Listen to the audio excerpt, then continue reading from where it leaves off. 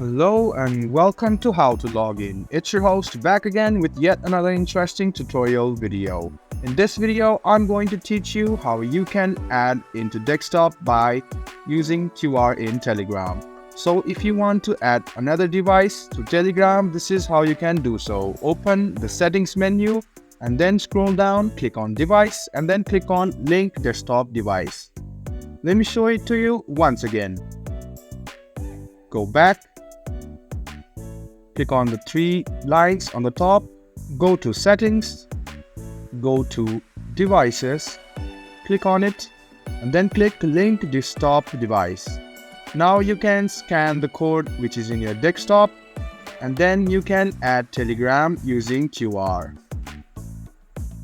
I hope this video was helpful for you. If you still have any kind of confusion, please do mention us on the comment section down below and we will try to solve them. Like the video, subscribe to our channel and do hit the bell button for more. I expect to see you in the next video as well. Until then, goodbye, take care and enjoy.